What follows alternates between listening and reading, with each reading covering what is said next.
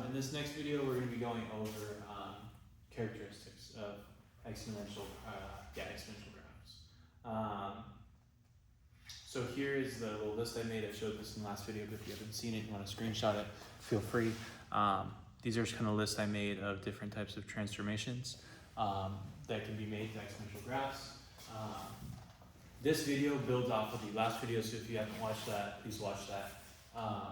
Because in the last video, we were given this function, and we found the horizontal asymptote already, and we made our graph. So that's already been done. Now we're going to be using this graph in our work as reference to find these other 6 things. First things first, we already found the horizontal asymptote. How you find the horizontal asymptote, you're not doing any solving. You're just taking whatever this number is here, and it's going to be y equals that number. And the horizontal asymptote is just this barrier kind of on our graph. We never go below there. So next, we have to list our transformations. So in this function, there's only 2 transformations we got to worry about, and it's that -2 up top and the -3 on the back. So first, the -2 on top, what does this mean? This means that we go right 2 units. And then the -3 on the back, that means we go down 3. We're just kind of using that cheat sheet I gave you guys. Next, the domain. We can just kind of eyeball this and see, okay, we keep going to the left forever, we keep going to the right forever, so our domain is going to be -infinity, infinity.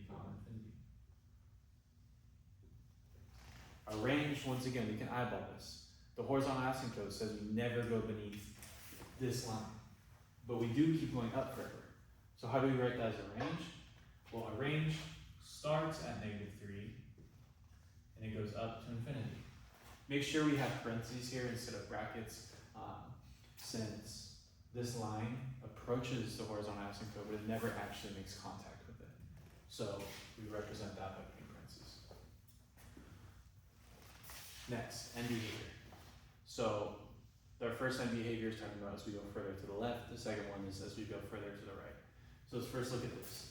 As we go further to the left, we just keep going to the left forever. So as x approaches from -infinity, f of x, or y, is going to just keep on getting closer to -3. So we write that as x approaches -infinity, f of x approaches -3.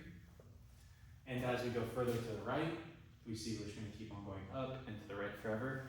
So we write that as x approaches +infinity, f of x also approaches +infinity. And so now to find the x-intercept, we're going to have to do some solving.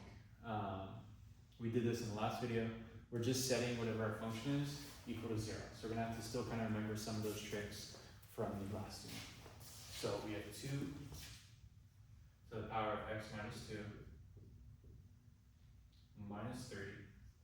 And we're setting it equal to 0. Because the x-intercept just when y equals 0. So we solve. We add 3 to both sides. We do that, we get 2 to the power of x minus 2 equals +3. Now from here, what do?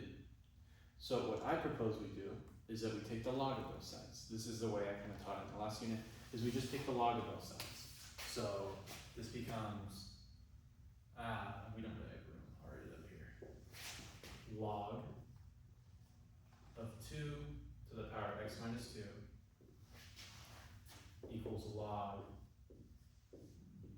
of 3. So we're allowed to move the x minus 2 to the front. And we get x minus 2 times log 2 equals log 3. And so now, this is going to get a little messy, but just hang in there. we can multiply both these by log, so we get x log 2 minus 2 log 2 equals log 3.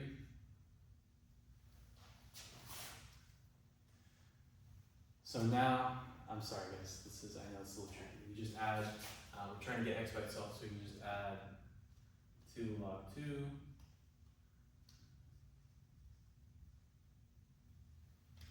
These cancel out, and we're left with x log 2 equals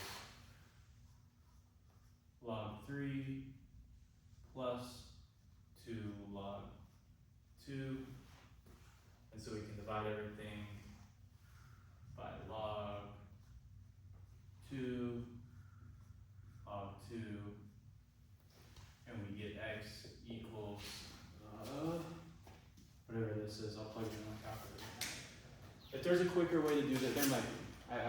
If there is, I'll put it in the description of the video, but this might just be what you have to do.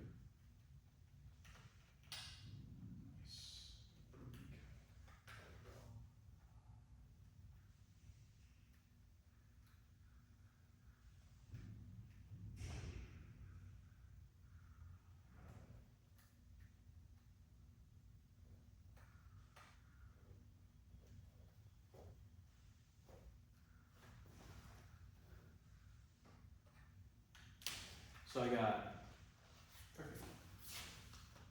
3.58. That's all. But if you match it up with our graph, that looks good. So yeah, this is like a tricky, this is pretty tricky. I feel like there's an easier way to do this, but this way works.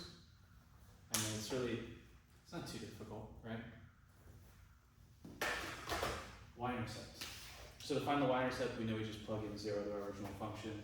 So we would take 2 to the power of x minus 2 minus 3, and we plug in 0 over x. So this is 2 to the power of 0 minus 2 minus 3 equals 2 to the power of negative 2 minus 3 equals 1 over 4 minus 3. And so 1 over 4 minus 3, this just equals negative 11 over 3. Negative 11 over 4. Yeah. So our y-intercept, first off, and our x-intercept and our y-intercept, we gotta write them both as points. So these are where they're at, we gotta write them as points. So for our x-intercept, it's at 3.58, comma 0, and our y-intercept is at 0, comma negative 11 over 4. And so these would be